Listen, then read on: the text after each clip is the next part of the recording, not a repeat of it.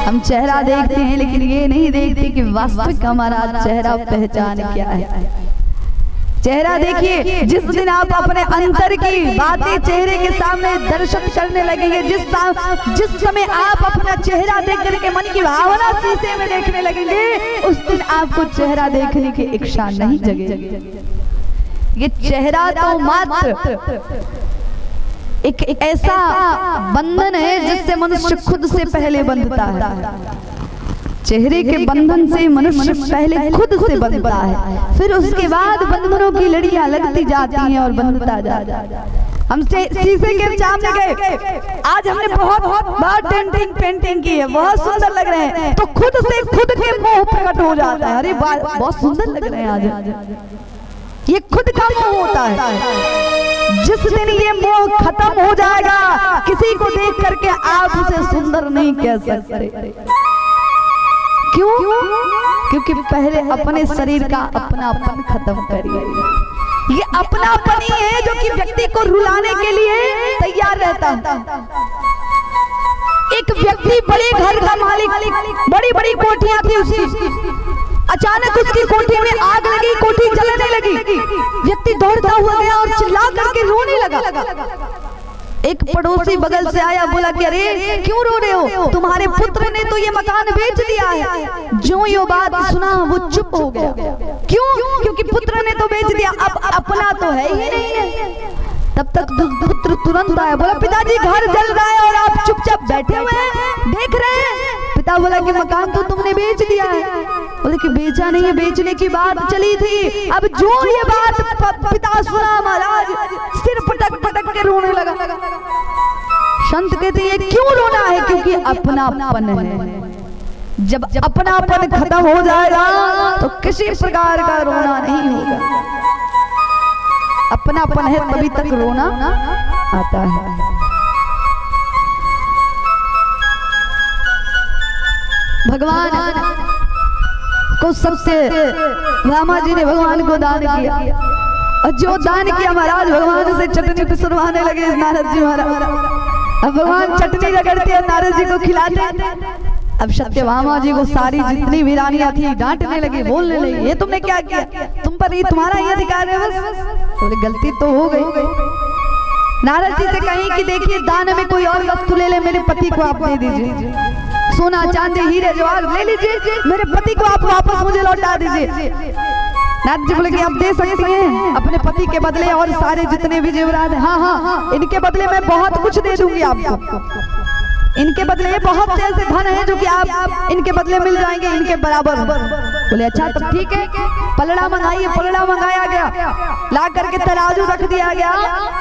एक तराजू पर भगवान बैठे और दूसरे तराजू पर अनेक जितने भी सोने चांदी हीरे जवाहरात थे सब बरते गई सत्यभामा जी, सब डालती गई।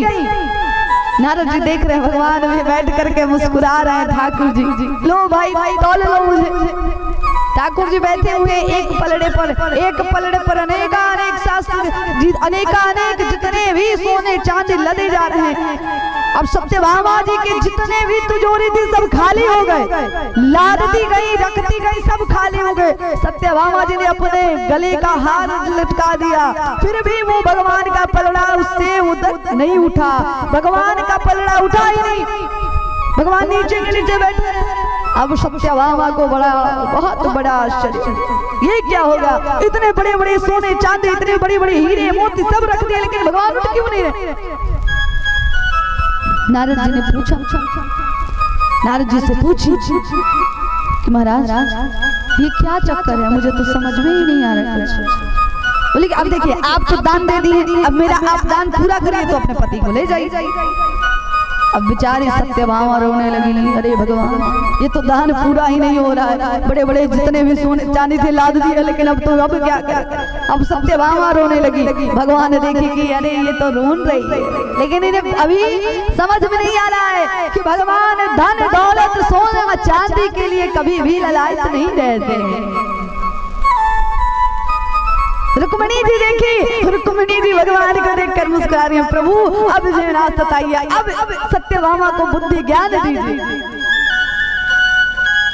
कि क्या कौन सा ज्ञान दे। एक ही तुलसी दल स्वामी रीझत है हरि नाथ रे।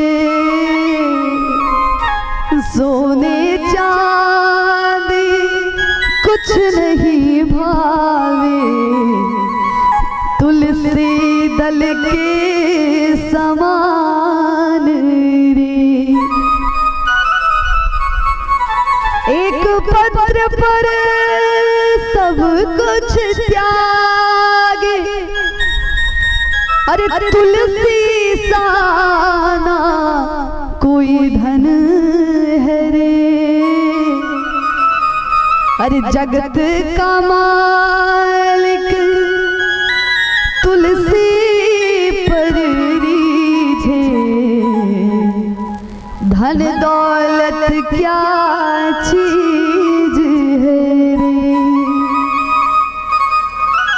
भगवान ने रुक्मिणी जी को इशारा किया। रुक्मिणी महाराज ने एक तुलसी दल ला करके सत्यभामा को दी और बोली कि ले जाओ अपने जितने भी सोने चाहते हैं सबके ऊपर ये तुलसी दल रख देना।